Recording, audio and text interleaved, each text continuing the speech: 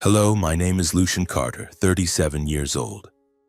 I live in Seattle, where the drizzle and the city lights seem to always conceal stories of sorrow. I am a real estate entrepreneur who built everything from scratch after leaving behind a past full of pain. But to tell you how I became the person I am today, I must take you back to Franklin, Pennsylvania, the place where I grew up, where the memories of a childhood both sweet and bitter still haunt me every night. Franklin in the 1980s was a small town with tree-lined streets and cozy wooden houses. My family lived in an old mansion where the walls seemed to be steeped in my mother Eleanor's laughter and love. My mother was my light, a woman with a gentle smile and hands always ready to embrace me. She taught me how to fold paper cranes, how to watch the sunset, and to believe that this world, though sometimes harsh, is still full of wonders. I remember afternoons sitting with her in the kitchen, filled with the aroma of freshly baked cookies, as she told me fairy tales or sang lullabies that I still know by heart to this day. My father, James Carter, was a successful real estate businessman who founded Carter Enterprises. He was often away, but whenever he returned, he always brought small gifts for me: a toy car, a picture book, or simply a strong hug that made me feel like the center of the world. But that light was extinguished when I was 8 years old. My mother was diagnosed with breast cancer, and that cruel disease took her away in just 1 year. I still remember the day she lay in the hospital bed, her eyes fading but still trying to smile at me. "Lucian, you have to be strong, okay? I'll always be here in your heart." Those were the last words she said to me before closing her eyes forever. My mother's funeral is a hazy memory, as if I was standing there but my mind was drifting elsewhere. I only remember the sound of people crying, the patter of rain on umbrellas, and the emptiness that felt like the whole world had collapsed. My father, a man who was always tough, hugged me tightly that day, but I didn't know it would also be the last time I felt closeness from him. After my mother's death, my father changed. He threw himself into work as a way to escape the pain, leaving me in that vast house with its cold walls. I began to feel like a shadow, silently passing through the hallways trying to find a bit of warmth in my mother's keepsakes. The scarf she once knitted, the diary she left behind, or the paper cranes we folded together. Then when I was 10, my father brought Vivian home. Vivian was a tall, slender woman with meticulously styled blonde hair and eyes as sharp as knives. She entered our home with her 2 children, Chloe and Elias, like uninvited guests. My father introduced Vivian as my new mother, but from the very first moment I knew she could never replace my mother. Vivian brought a strange atmosphere. The house, already gloomy after my mother's death, now felt even more oppressive. She quickly took over every space, from rearranging the living room furniture to deciding the dinner menu. My father, seemingly captivated by her charm, didn't notice that I was gradually being pushed out of the family's center. Chloe, 2 years older than me, was a haughty girl with a fake smile. Elias, a year younger, was aggressive and loved picking fights. From the very first days, they made me feel like I didn't belong. Chloe often mocked me, calling me the orphan when my father and Vivian weren't around. Elias liked to push me down or hide my toys, laughing gleefully whenever I got angry. Vivian not only condoned but also encouraged Chloe and Elias's behavior.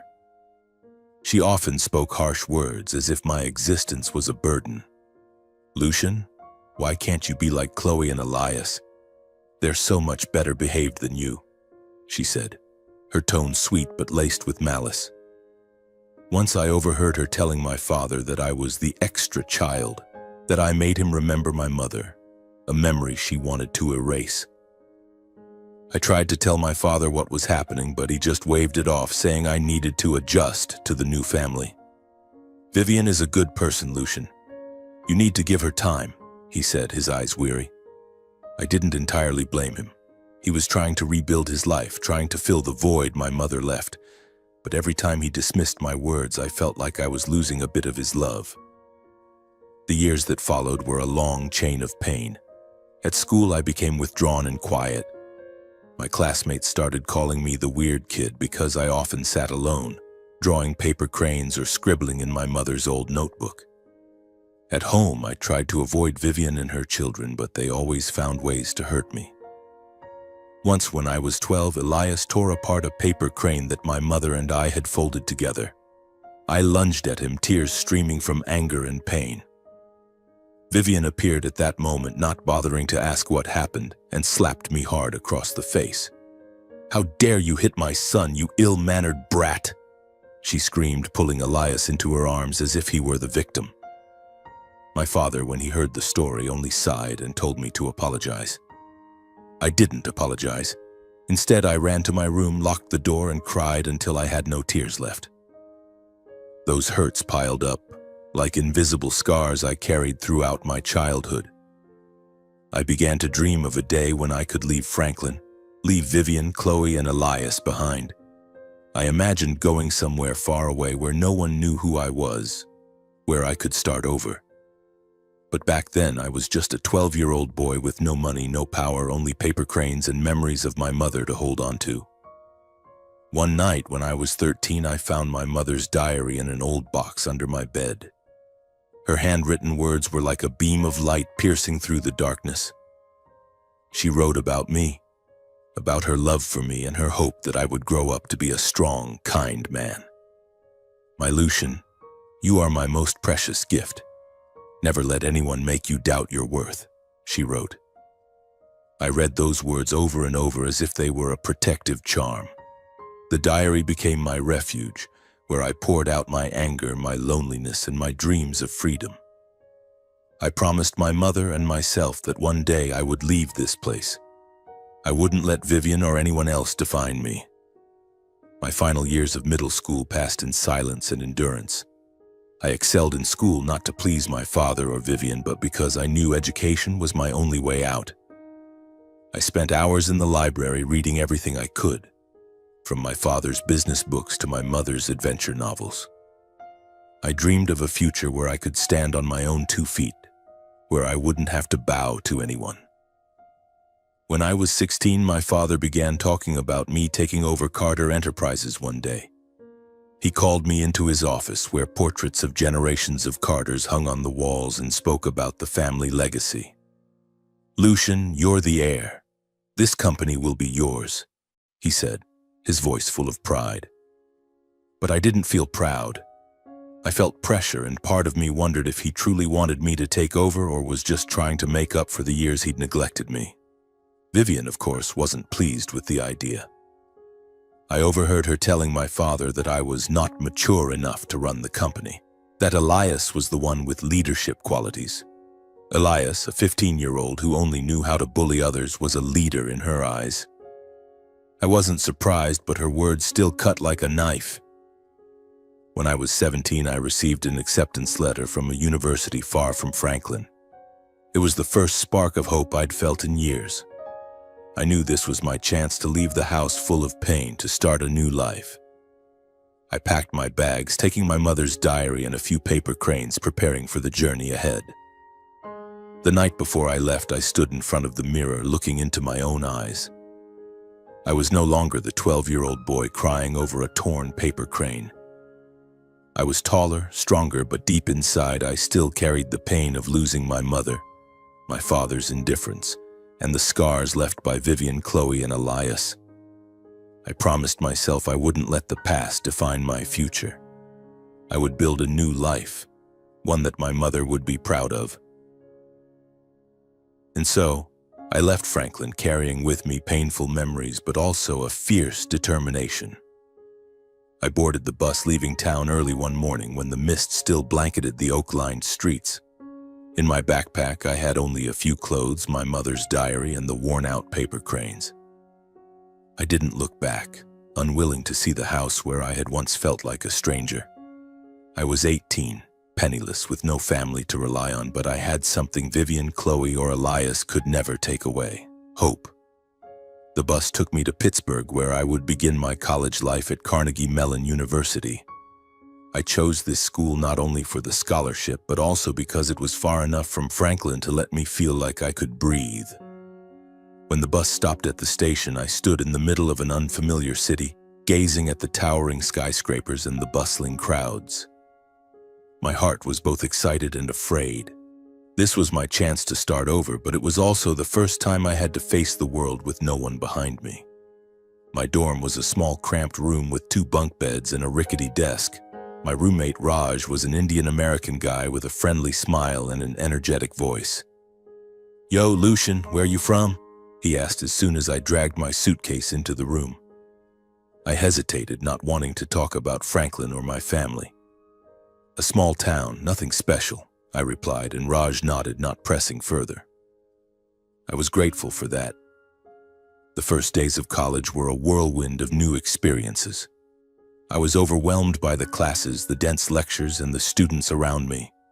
They seemed far more confident than I was. I majored in business administration, partly because I knew my father wanted me to take over Carter Enterprises, but also because I wanted to prove I could achieve something great without him or anyone else. But college life wasn't as easy as I'd imagined. The scholarship covered tuition, but living expenses, food, books, and small things like soap or toothpaste quickly made me realize I needed a job.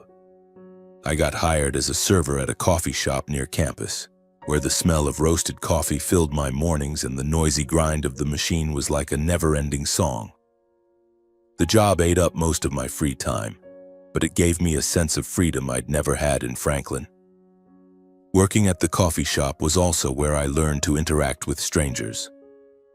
I was naturally reserved, always keeping my distance for fear of being hurt like I was as a child. But here I had to smile at customers, chat with coworkers, and sometimes listen to their life stories. There was an elderly woman named Martha who came to the shop every Wednesday, always ordering a latte and reading for hours. One day she looked at me and said, "You have sad eyes, but they're full of determination. Don't let the past hold you back, okay?" I only smiled, but her words cut deep, stirring the pain I'd tried to bury. Late at night, back in the dorm, I'd sit at my desk and open my mother's diary. I wrote in it about everything, from the small joy of acing a test to the loneliness of watching my peers call home, telling their families about their lives. I didn't call Franklin. My father called a few times, but our conversations were always short and awkward. "Are you okay, Lucian?" he'd ask. "Yes, I'm fine," I'd reply, even though I was struggling every day. I didn't want him to know how hard it was, didn't want him to think I was weak. Vivian, of course, never called. I heard from my father that she and her 2 children were still living with him, that Elias was preparing for college and Chloe was joining social clubs at school. Those stories made me feel like an outsider, as if I'd never been part of that family. But strangely, their indifference no longer hurt as much. I was building my own life, and that was what mattered most. College wasn't just about studying and working. I started making new friends, people who knew nothing about my past. Raj became my closest friend. He'd drag me to watch school basketball games or to noisy student parties where I'd usually stand in a corner, holding a soda and observing everyone. "You gotta loosen up a bit, Lucian," Raj would say, clapping me on the shoulder. I'd smile, but I knew my guarded nature wasn't something I could easily shake off. One day in an economics class, I met Sarah, a girl with curly brown hair and eyes that seemed to sparkle with life. She sat next to me, asked to borrow a pen, and from there we started talking. Sarah was different from anyone I'd ever met. She was straightforward, funny, but also sensitive. Once, when I casually mentioned my mother, she took my hand and said, "Losing someone you love is the hardest thing, but you're still here, still trying. That's really admirable." I didn't know how to respond, only that for the first time in years I felt understood. Sarah and I became friends, then grew closer.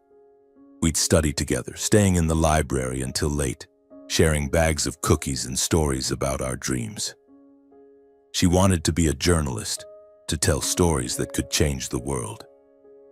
I told her about my dream of building real estate projects not just for profit but to help communities, affordable housing, green parks, places people could call home. Sarah always listened, and sometimes her gaze made me believe those dreams weren't so far-fetched. But life wasn't always smooth.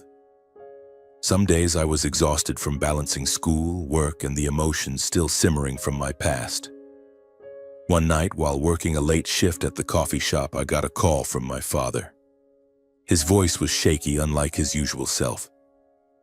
"Lucian, I want you to come home for Christmas. The family needs you." I felt silent anger and hurt rising within me. Family? What family? The one that pushed me to the sidelines, that let Vivian and her children torment me? I told him I was busy, that I had an important exam, and hung up. But afterward, I sat in a corner of the shop, hands trembling, wondering if I was being too harsh on him. That Christmas, I didn't go back to Franklin. I stayed in Pittsburgh, picking up extra shifts to make money and avoid the emptiness. Raj invited me to his family's house for dinner, and I had a warm evening with them. People who welcomed me like I was one of their own. But back in the dorm, I opened my mother's diary and cried. I missed her, missed the Christmases when she was alive, when the house in Franklin was filled with laughter. I wondered if I'd ever find that feeling again. In my sophomore year, I joined the school's entrepreneurship club. It was where I learned to turn ideas into reality, where I met ambitious and passionate young people. I pitched a project about affordable housing, inspired by the poor neighborhoods I'd seen in Pittsburgh. My project was selected to be presented at a university startup competition, and for the first time, I felt truly valuable. The night before the presentation, I stayed up practicing in front of the mirror, imagining my mother sitting there smiling at me. The presentation was a success beyond my expectations. My team won second place, and a professor invited me to be a research assistant for a project on sustainable urban development. That was a turning point in my life. I started to believe I could achieve something, that I wasn't just the boy pushed aside by his stepfamily. But the joy didn't last long. One day I received a letter from Franklin, not from my father, but from Vivian. The letter was brief, cold, informing me that my father wanted me to work at Carter Enterprises after graduation. "James believes you have potential, though I'm not so sure," she wrote. I tore the letter apart, angry enough to want to scream. Vivian, who never saw me as family, now wanted to control my future. I decided I wouldn't return to Franklin, wouldn't work for Carter Enterprises. I would forge my own path. My final college years passed faster than I expected. I took on more jobs, from waiting tables to tutoring freshmen. I saved every penny, not out of stinginess, but because I wanted a safety net so I'd never have to depend on anyone. Sarah stayed by my side as a friend, a confidant, and sometimes I wondered if I was starting to feel something deeper for her. But I wasn't ready to open my heart. The shadow of my past was still too large. At graduation, I stood in the auditorium watching families applaud their loved ones. My father didn't come. He sent a congratulatory card with a check I never touched. I wasn't angry, not exactly. I was just sad, knowing the distance between us had grown too wide, and I wasn't sure it could be bridged. I left Pittsburgh with a business administration degree and a big dream. I imagined myself heading to a new city, perhaps Seattle or Boston, where I could start my real estate career on my own terms, building affordable housing, sustainable communities, places people could call home.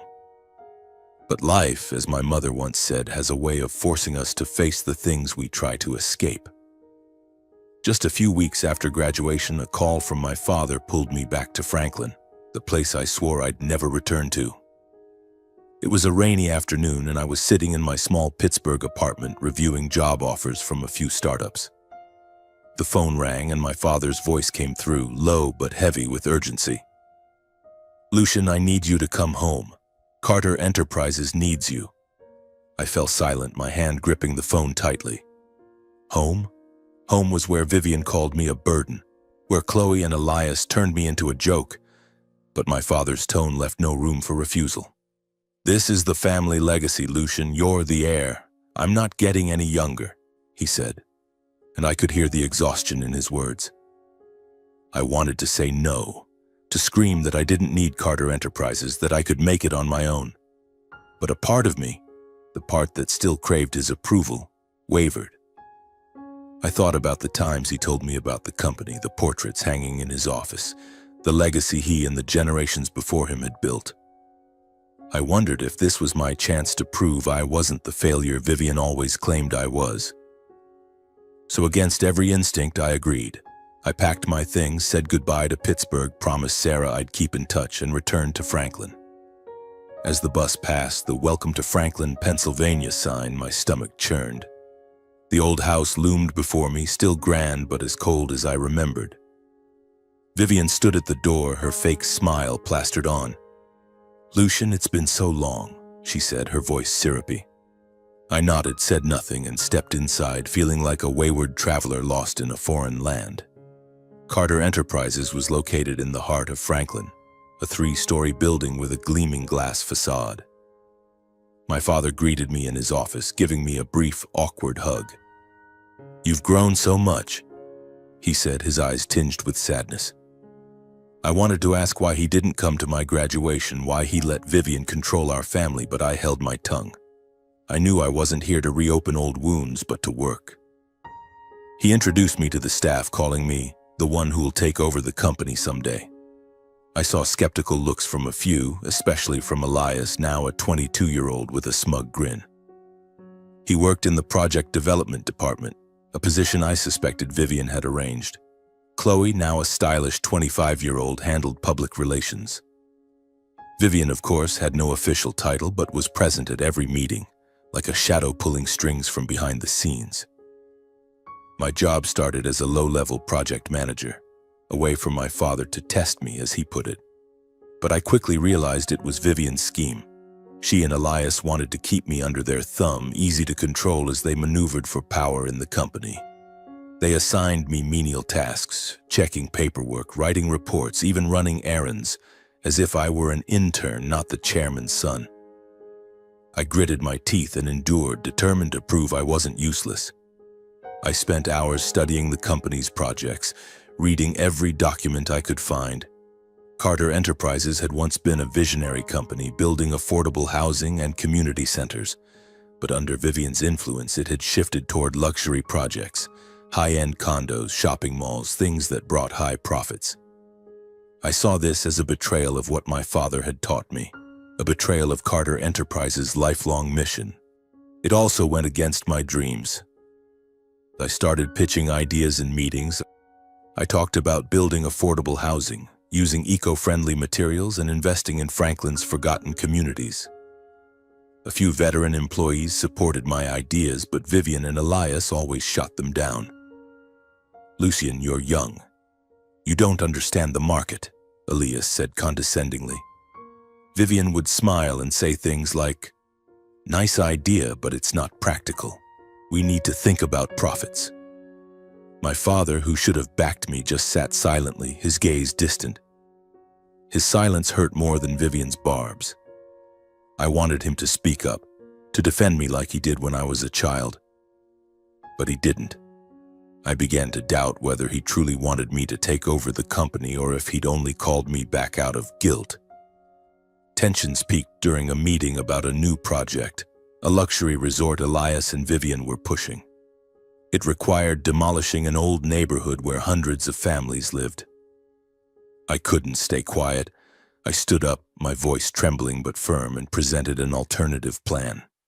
Renovate the neighborhood, build affordable housing, and create jobs for locals. "This isn't just about profit," I said. "It's about our responsibility to the community." The room fell silent. I looked at my father, hoping he'd support me, but he only sighed and said, "Lucian, you're too naive. Elias's project is already approved. We can't change it now." His words cut like a knife. Elias smirked. Vivian clapped as if she'd just watched a play. My blood boiled, but I said nothing. I grabbed my files and left the meeting, the door slamming behind me. That night, I sat in my old room staring at the paper cranes hanging on the wall. I called Sarah, the only person I felt could understand me. "I don't belong here, Sarah," I said, my voice choking. "I tried, but they don't need me." She listened, then said, "Lucian, you don't need to prove anything to them. You're you. And that's enough." Her words comforted me, but they couldn't erase the sting of betrayal. I started thinking about leaving Franklin. I didn't want to live in Vivian's shadow or work for a company that went against my values. But part of me still wanted to stay, to save Carter Enterprises, to reclaim the legacy my father and his ancestors had built. I was torn between loyalty to my father and the desire for freedom. One morning I went to the office early, hoping to talk to my father alone. I knocked on his door, but there was no answer. I pushed it open and found him slumped over his desk, clutching an old photo of my mother. I froze, unsure what to do. He looked up, his eyes weary. "Lucian," he said, his voice hoarse, "I'm sorry. I haven't been the father you deserved." For the first time in years, I saw my father so vulnerable. I wanted to hug him, to say I forgave him, but I couldn't. Too much pain had built up. I only nodded and left the room, carrying a mix of hurt and hope. Maybe deep down the father who once loved me was still there. But that hope didn't last. In another meeting, Elias openly criticized me in front of the staff, calling my ideas childish. Vivian laughed and my father stayed silent. I couldn't take it anymore. I stood up, looked straight at my father and said, "If this is how you want to run the company, I don't belong here." I walked out, ignoring the stares following me. That night I packed my things, resolved to leave Franklin. I didn't know where I'd go, but I knew I couldn't stay. I wrote a letter to my father saying I wasn't angry but needed to find my own path. I left it on his desk and departed Franklin at dawn, carrying both pain and a sense of liberation. I drove aimlessly, unsure of what I was searching for or where I'd end up. I just kept going, driving, resting, then driving again, as if escaping the past was enough. After nearly a week wandering highways, sleeping in unfamiliar rundown motels, I decided my destination would be Seattle. That would be where I'd begin writing my own story. I chose Seattle for a simple reason. It was on the other side of the country, as far from Franklin as I could get. I had no clear plan, no connections, no job waiting, just a business administration degree, a few $1,000s in savings, and a burning dream to build sustainable communities. When I stepped into downtown Seattle, I breathed in the salty sea air mingled with the aroma of coffee from small roadside cafes. This city, with its skyscrapers and sudden rain, seemed to promise a fresh start. The first days in Seattle were a challenge. I rented a small damp room in Rainier Valley where the walls peeled and the sound of car horns echoed through the night. My savings dwindled faster than I expected, and I had to find work immediately. I landed a job as an assistant at a small real estate company called Green Horizon, which focused on affordable housing projects. The work wasn't glamorous. I mostly handled paperwork, answered phones, and ran errands. But it gave me a chance to learn from people genuinely passionate about transforming communities. The company's owner, Harold Christie, was a Nordic man in his 50s. He was tall and sturdy with sharp eyes but a warm, friendly smile. He noticed my hard work and often asked for my input in meetings, even though I was just a new employee. Once, when I suggested turning an abandoned lot into a community park, he nodded and said, "You've got vision, Lucian. Don't let anyone make you doubt that." His words reminded me of my mother, of the lines in her diary, and I felt a surge of strength rise within me. But life in Seattle wasn't always easy. Some nights I lay on my creaky bed staring at the cracked ceiling, wondering if I was on the right path. I missed Sarah, our late-night study sessions in the library, her warm voice. We kept in touch by phone, but the distance and busy schedules made our conversations less frequent. "I'm proud of you, Lucian," she said during one call. "But don't forget to take time for yourself, okay?" I smiled, promised I would, but deep down, I knew I was racing against myself, trying to prove I didn't need Franklin or Carter Enterprises. My first year in Seattle, I worked relentlessly. I learned to analyze real estate markets, negotiate with contractors, and collaborate with community organizations. Green Horizon wasn't as big as Carter Enterprises, but here, I felt valued. I started working on a major project, building affordable housing for low-income families. I spent hours researching designs, sourcing eco-friendly materials, and working with urban planners. When the project was completed, seeing families move into their new homes brought a joy I'd never felt in Franklin. But success didn't come easily.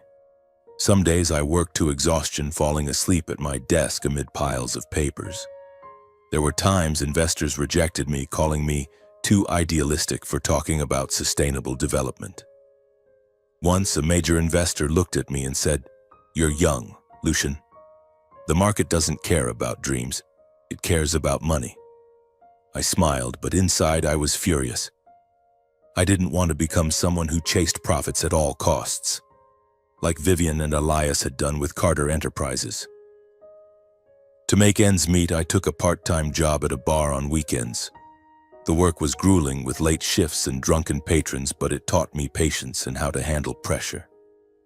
One night, while wiping down the counter, I overheard a customer talk about his father, a man who'd abandoned his family for work.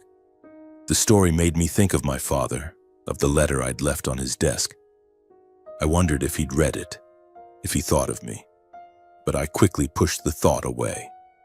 I couldn't let the past pull me back. In my second year in Seattle, I began to build a reputation. Green Horizons' affordable housing project caught the attention of local media, and my name appeared in an article titled "Young Man Changing Seattle's Landscape." Harold called me into his office, patted my shoulder, and said, "You're doing great, Lucian, but this is just the beginning."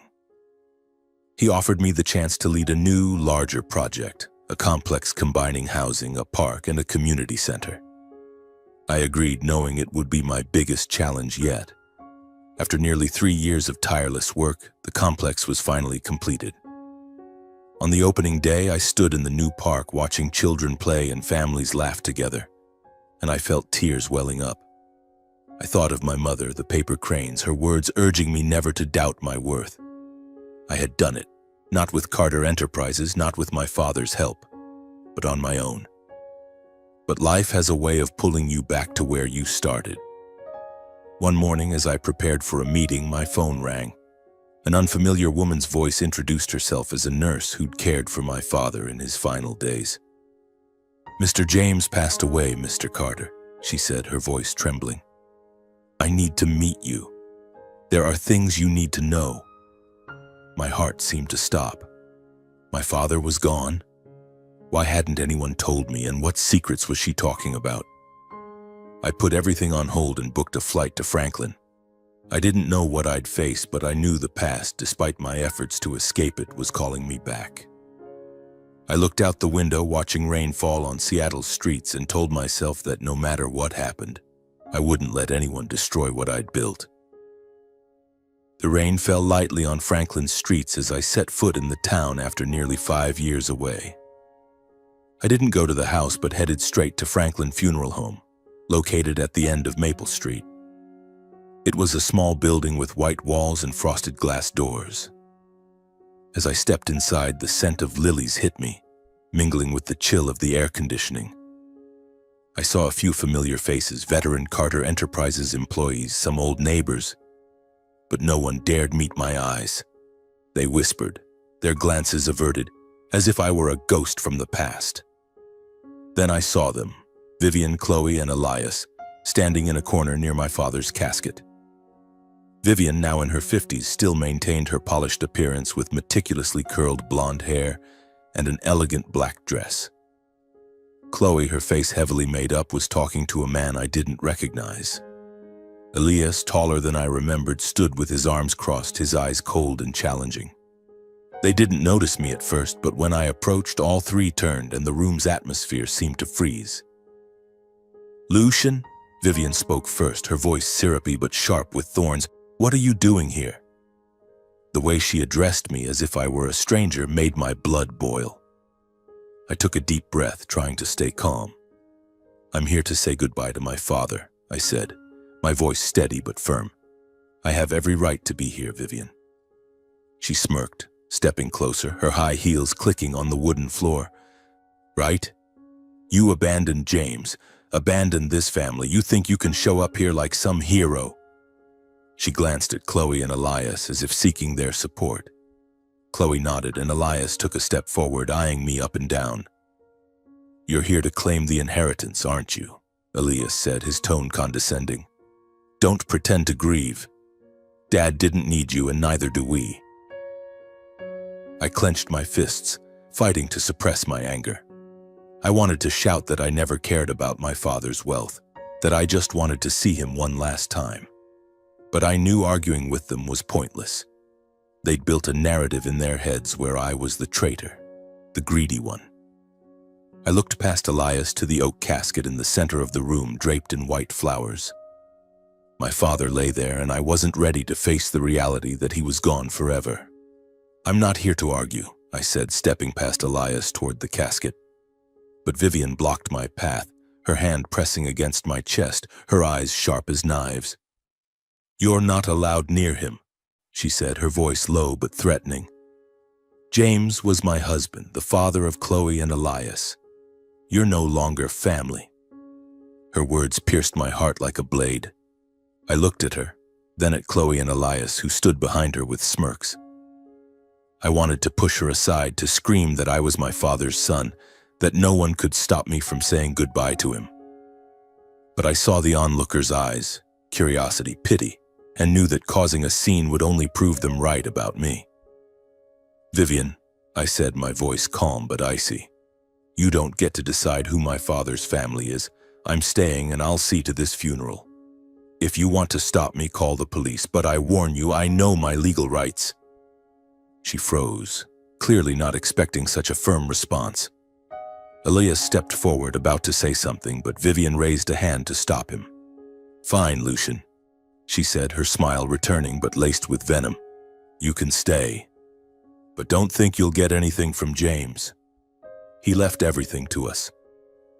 I didn't reply. I didn't care about the inheritance or Carter Enterprises. I just wanted to say goodbye to my father, to stand by him one last time. I stepped past Vivian to the casket. My father lay there, his face gaunt, his eyes closed as if sleeping.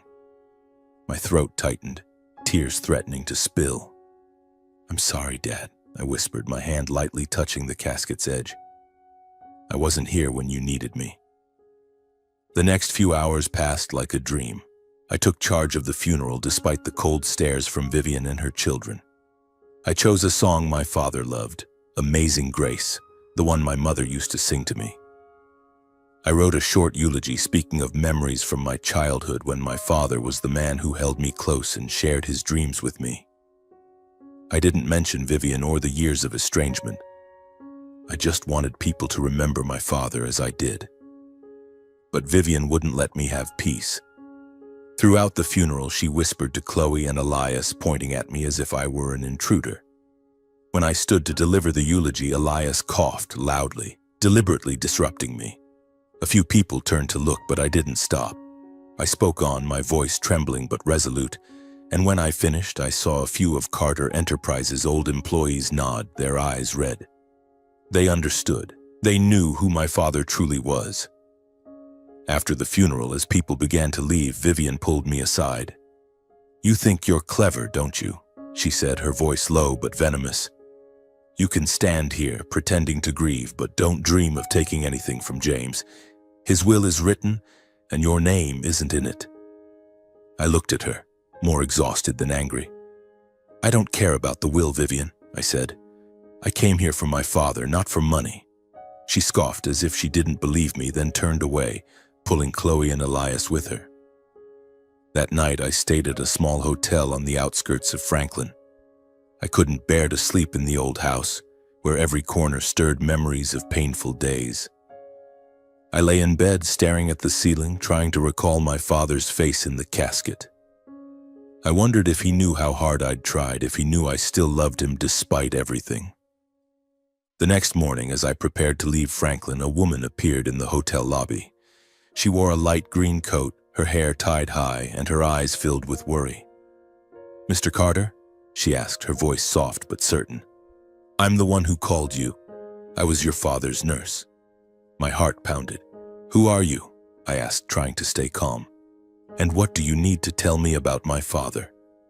She glanced around as if afraid someone might overhear, then handed me a thick envelope.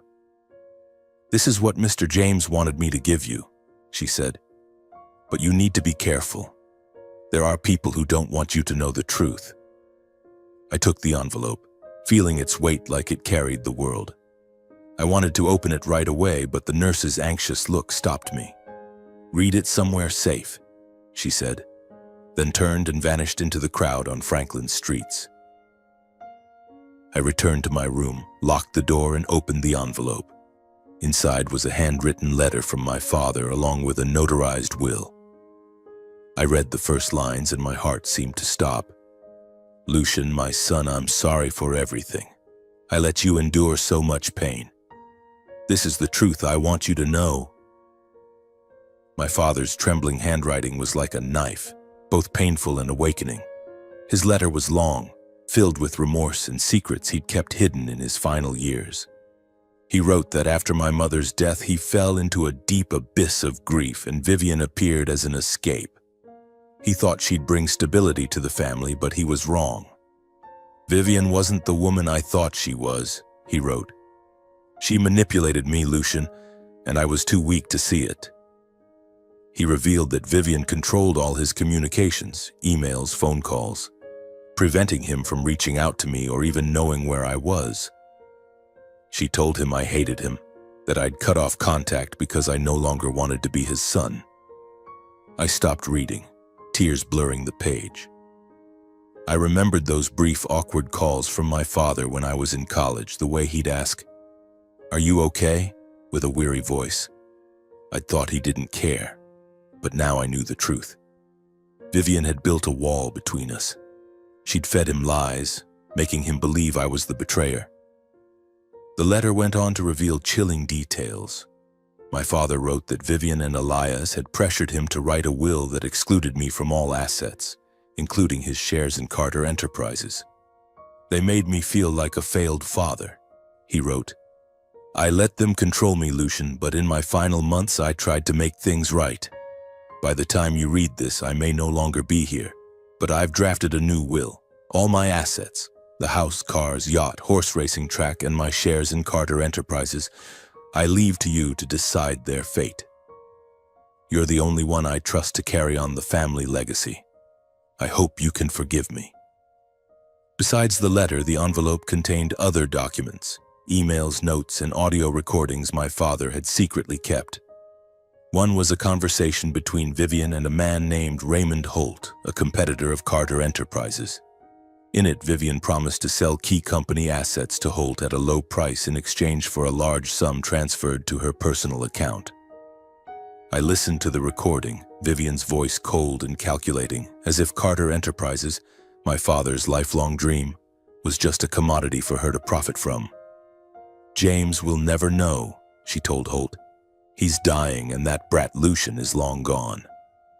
The truth left me trembling with rage and profound sorrow. My father had known the truth, had tried to make amends, but he ran out of time. I thought of the years I'd blamed him, the times I refused to call home, and my heart felt like it was shattering. But I also knew now wasn't the time to drown in grief. I had to act, not just for my father, but for myself, to protect his legacy and expose Vivian's manipulation. The next day, I contacted Franklin Ross, my father's longtime lawyer who'd worked with Carter Enterprises since before I was born. Mr. Ross was a tall, lean man with silver hair, sharp but kind eyes. I met him at his small office in downtown Franklin, where stacks of papers reached the ceiling. When I handed him my father's envelope, he read the letter and will, his expression growing grave. "Lucian," he said, his voice low, "these are critical documents. If what you say is true, Vivian and Elias have committed serious fraud."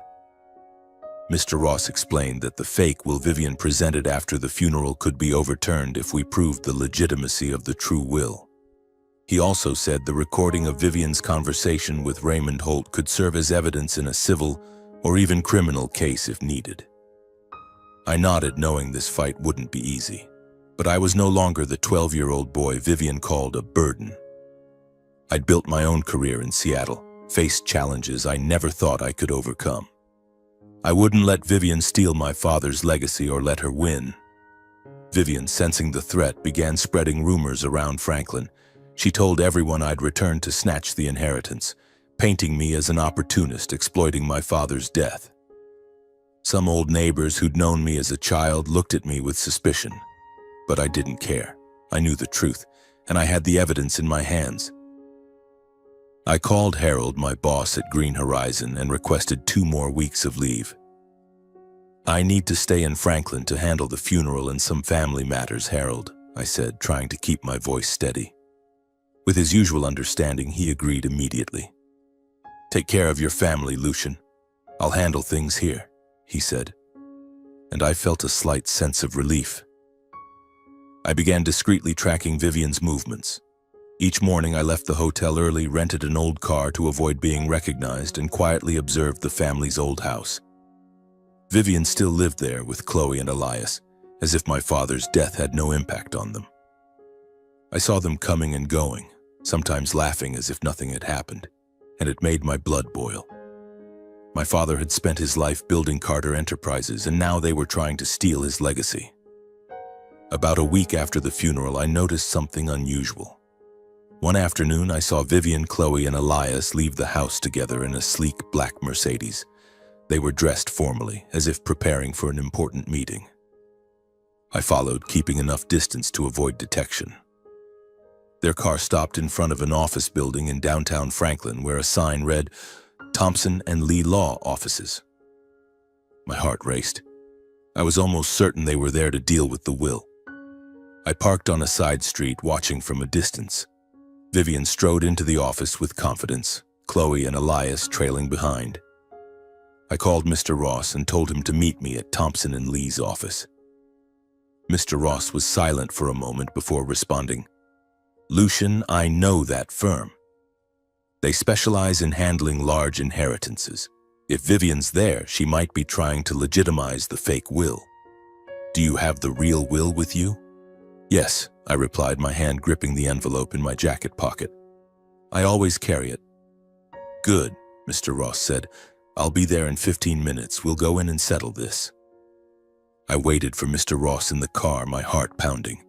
I thought of my father, his trembling handwriting in the letter, the way he apologized for the pain I'd endured.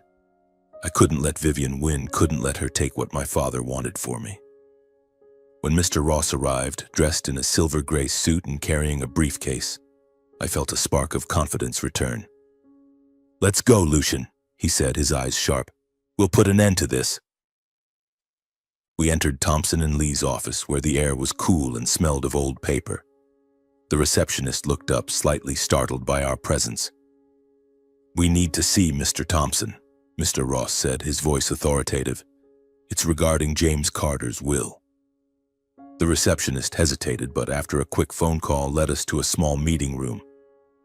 Vivian, Chloe, and Elias were already there, seated around a long table with Mr. Thompson, a middle-aged man with gold-rimmed glasses and a stern expression. When Vivian saw me and Mr. Ross, she shot to her feet, her face paling. "What are you doing here, Lucian?" she shouted, her voice breaking. "Sit down, Mrs. Carter," Mr. Ross said, his tone calm but unyielding. He turned to Mr. Thompson, presenting the real will and my father's letter. "I'm the attorney representing Lucian Carter, the rightful heir of James Carter. We have evidence that the will Mrs. Vivian presented is fraudulent." The room fell silent. Mr. Thompson took the documents, his expression growing graver as he read. Vivian tried to interject, her voice trembling. "It's fake. Lucian's trying to deceive us all." I stepped forward, locking eyes with Vivian. "You manipulated my father, Vivian," I said, my voice low but powerful. "You kept him from contacting me, forced him to write a fake will, and now you're trying to sell Carter Enterprises assets to Raymond Holt. I have proof, the recording, emails, everything." Elias, sitting nearby, flushed red, glaring at me like a cornered animal. He stood abruptly, his chair crashing to the floor. "Lucian, you want to die, daring to—" Before he could finish, Mr. Thompson looked up, his gaze icy. "Mrs. Carter, Elias, these are very serious allegations. If these documents are verified, you could face severe civil or even criminal charges." Vivian collapsed into her chair, her face ashen. Elias tried to speak, but his voice faltered, and Chloe began to cry. I looked at them, feeling not triumph, but a deep sadness. They'd had everything: the house, the money, my father's protection. But their greed drove them to take what wasn't theirs. I took a deep breath and said, "Mr. Thompson, I don't want to sue them. I just want justice for my father. I demand that Vivian, Chloe, and Elias leave my family's home immediately and never return to Franklin. If they agree, I won't pursue further action." Vivian stared at me, her eyes a mix of shock and hatred. "You think you're so noble?" she hissed. But Mr. Ross raised a hand, cutting her off. "Mrs. Vivian, I advise you to accept Lucian's offer," he said. "If this goes to court, you'll lose far more than a house." After a tense silence, Vivian nodded, her lips pursed tightly. Chloe and Elias said nothing, heads bowed as they followed their mother out of the room. Mr. Thompson promised to verify the documents and ensure the real will was executed. As the door closed behind them, I felt as if a weight had been lifted, but it left an emptiness in my heart. I'd won. I'd secured justice for my father, but the cost was years of estrangement, words left unsaid, and a family I'd once hoped to mend now broken forever. I stayed in Franklin for another week to finalize the matters related to the will. Mr. Ross worked tirelessly, ensuring that all of my father's assets, from Carter Enterprises to the family home, were legally transferred to me. Vivian, as I had demanded, vacated the house the next day. Chloe and Elias resigned from the company and left a few days later. I heard they moved to another city, possibly Philadelphia, where Vivian had relatives. I didn't care where they went, only hoping they'd never return to Franklin or try to meddle in my life again. The old house was now mine, but I didn't want to live there. It held too many memories, both sweet and painful. I decided to transform it into a community center, a place where Franklin's children could come to learn, play, and dream, as my mother had once encouraged me to do. I hired a team to renovate the house, preserving its vintage charm while adding modern spaces. A small library, an art room, and a garden where I placed a small statue of a paper crane in memory of my mother. Carter Enterprises was a bigger challenge. Under Vivian's influence, the company had strayed from my father's original vision. Luxury projects, shady deals with Raymond Holt, and a lack of financial transparency had tarnished its reputation. I knew restoring it wouldn't be easy, but I was determined to do so, not just for my father, but for the values I believed in. I returned to Seattle to wrap up my work at Green Horizon, but I knew I'd need to spend significant time in Franklin to revive Carter Enterprises. Harold, my respected boss, supported my decision. "You have a chance to do something great, Lucian," he said. "Make that company something your father would be proud of." I nodded, feeling the weight of responsibility, but also a surge of motivation. In the months that followed, I split my time between Seattle and Franklin. I worked with Carter Enterprises veteran employees, those who'd been with my father from the early days. They shared stories of the company's golden years when my father was young, passionate, and always put the community first. Those stories inspired me, helping me craft a new plan. Focus on affordable housing, sustainable projects, and support for struggling families in Franklin. One of the first projects I launched was the redevelopment of the old neighborhood Elias and Vivian had wanted to demolish for a luxury resort. I partnered with nonprofit organizations using Carter Enterprises funds to build decent homes, a community park, and a vocational training center. When the project was completed, seeing families move into their new homes felt like fulfilling a promise to my father and to my mother. As Carter Enterprises began to regain momentum, I felt I was carrying forward my father's legacy in my own way. The company wasn't just a business. It was a means to create positive change, as my mother had taught me about kindness and responsibility. I hung a paper crane in my office right beside my father's portrait, as a reminder of what had brought me here. My story doesn't end with my victory over Vivian or inheriting Carter Enterprises. It ends with a lesson I learned through years of pain and struggle. A true legacy isn't just about assets, but about truth, justice, and responsibility to the community. I forgave my father not because he deserved it, but because I needed to let go to move forward. I learned not to let manipulators like Vivian define me, and I cherished the values my mother and father left behind: resilience, kindness, and faith in a better world. Franklin was no longer a place that confined me. It was where I rediscovered myself and built a new legacy, not just for my father, but for the generations to come.